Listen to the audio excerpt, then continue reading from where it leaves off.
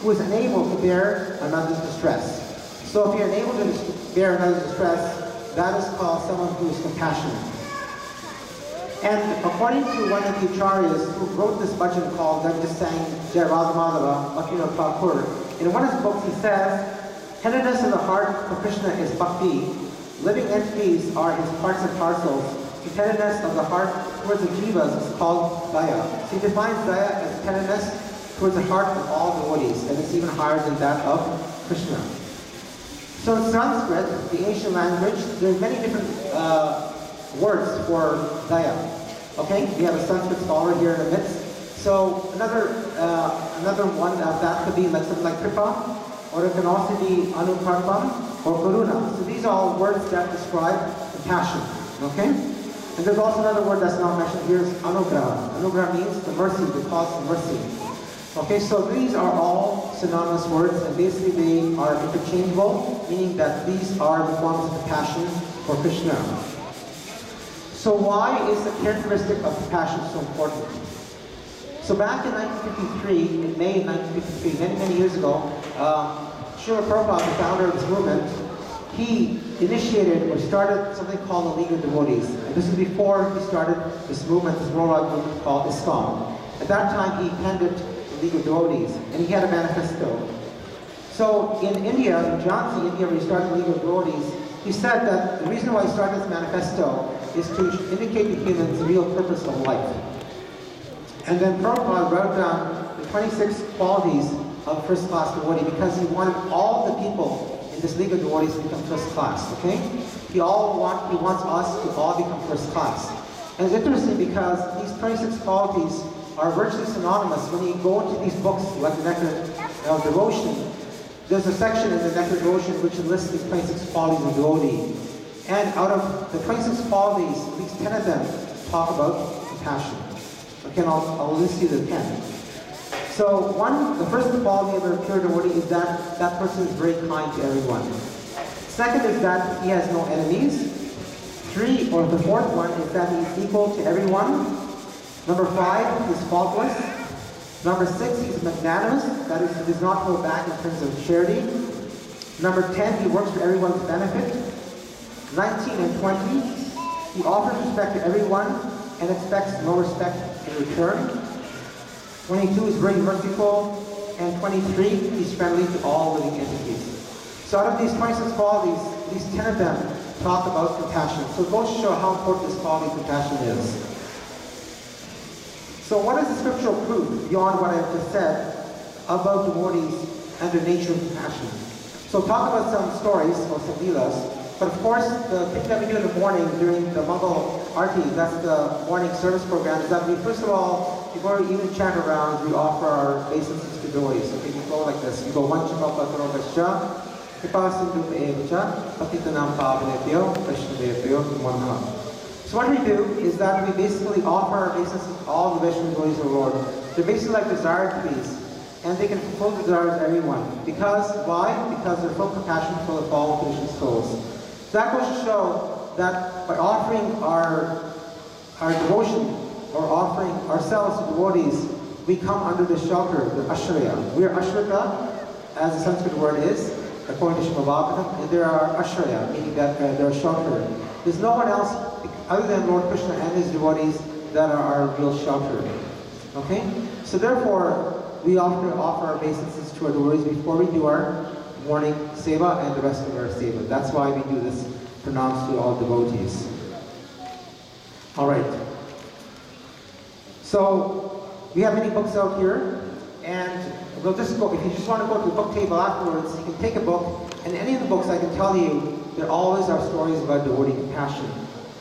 So, there are countless stories. Why? Because just like there are books, there's countless books about Krishna and his pastimes, there are also countless devotees about his pastimes. And just like as many atoms as there are in this entire universe, or as many waves we have coming to the shore of our oceans, or as many drops of water we have in our oceans, similarly, all these qualities of devotees, they're completely limitless. So therefore, if you want to go and understand about compassionate devotees, you can simply go to this scripture. So first and foremost, who is a Vaishnava? So sometimes we talk about who is a Vaishnava. Simply put, a Vaishnava is a devotee of the Lord. He's a devotee of Lord Vishnu. Now, of course, there are other qualities of Vaishnava. Lord Chaitanya himself says that anyone who chants the name of Krishna once, he is defined as a Vaishnava, according to the middle part of the Chaitanya Charitamrita. But aside from that, the simple definition of Vaishnava is one who is a devotee of Lord Vishnu or Krishna. So I'll talk about 3 pastimes that exemplify the qualities of devotees. We'll talk about pastimes from the past. We'll talk about some recent pastimes in the last 5,000 years. And we'll talk about very recent pastimes that exemplify devotee compassion. So, an example from the past, approximately about 2,000 years ago, is that of Lord Jesus Christ. So Lord Jesus Christ basically says, okay, according to the commandments, and this is according to the Bible, we know that there's actually 17 commandments, of which 10 are distilled down into 2 books known as Exodus and Deuteronomy. So on those 2 books, if you want to go to the 10 commandments, known as the Decalogue, in those 10 commandments out of the 17, there is 6th commandment, which states that thou shalt not kill or thou shalt not murder. Okay? So sometimes the interpretation is thou shalt not murder, but if you look at the actual Hebrew interpretation, it says thou shalt not kill. Okay? So in that, Lord Jesus Christ or his disciples are explaining the expression of compassion. Okay? The expression of compassion.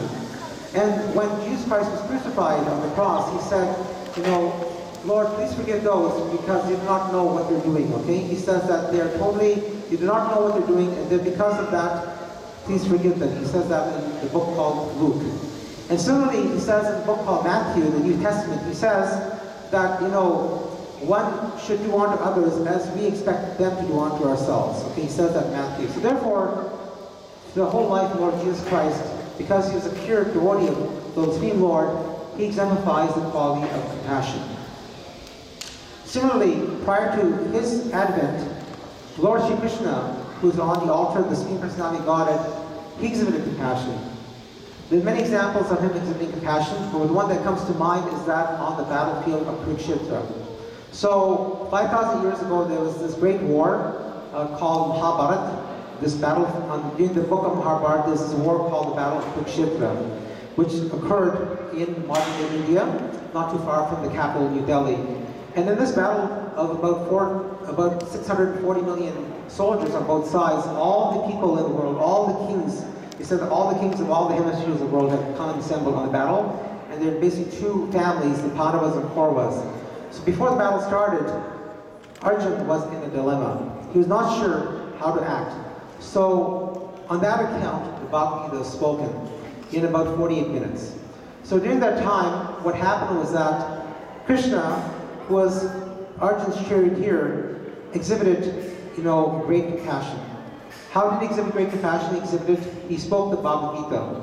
So he spoke the Bhagavad Gita, and because of Lord Krishna, we have the Bhagavad Gita today. Now, of course, the Bhagavad Gita has been spoken many, many times before the advent of Lord Krishna, 5,000 years ago. And it will be spoken many, many times again from after this age known as Kali Yuga. But it goes to show that Krishna exhibited this battle, this crucial aspect of compassion right in the middle of a battlefield at this crucial time, you know, when both armies are ready to fight. So the aspect of compassion always comes at the forefront of any form of devotional activity. That's one of the key messages of Bhagavad Gita. And of course, one has to read the Bhagavad Gita in a proper frame of mind, and that proper frame of mind is to be humble and receptive and submissive to the message of the Bhagavad Gita. And that's a form of compassion and mercy. His other compassion is that when Bhishma was injured, Lord Krishna gave him darshan every day for 60 days. So he was with him all the time for the 60 days of the remainder of his life in Mistra Day on the battlefield. And the other thing is that all the soldiers that died on the battlefield of Kurukshetra, all of them got completely liberated because they achieved the glance in the presence of Lord Krishna. So that goes to show his compassionate nature again on the battlefield of Kurukshetra 5,000 years ago. Shri Gaurnita ki jai, Shri Radha Kirti Gopinath ki jai, Jagannath Svatamani ki jai. So right away we know that this aspect of compassion is right there at the forefront. The other example of compassion is that of Prahlad Maharaj. So Prahlad Maharaj, who was he? He was also another pure devotee. He was simply 5 years old. Long story short, he basically had a very tyrant king. His name was Hiranyakashipu. Hiranyakashipu was at that time the most powerful material person in the entire universe. And it says that so much so that even when he used to raise an eyebrow, Indra and the chief administrators of this universe, called the demigods, used to fall off their throne. He was so powerful and so influential. So the time came when he, at the end of his life, he had to fight, Lord Nrsimhadev, who came out of a part of his palace known as a pillar. So Lord Nrsimhadev and him had a fight. And of course, this great demon known as Hiranyakashipu, he died. And in his prayers to Lord Nrsimhadev, Prahlad Maharaj humbly requests, of course, Prahlad Maharaj, if you go back, he was tortured by his father. We talk about, things like child protection and abuse, child abuse, but this is child abuse to the highest. If you want to learn about child abuse, it's right there in the Bhagavatam. And Hiranyakashipu is the main child abuser. He demonstrated how we can take child abuse to the greatest lengths, okay?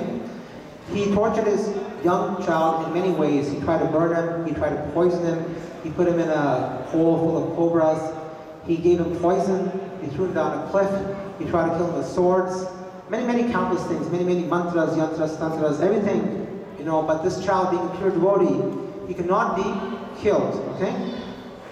Now, what would a child want for his father? His father, being very tyrannical, has been killed. What is the child asking for? He's asking the Supreme Lord, please show your mercy upon him, okay? Please forget about his ill deeds and just show your mercy upon him, okay? That shows the compassion of Prahlad Maharaj, how great he was. Now, of course, there's other examples in Bhagavatam, and there's so many examples, but I'll just touch upon some of the other key ones. In Canto 9, there's a story of King Rantidev. Some of you have heard the story in 9, I think it's 9.2 or 9.4. So anyway,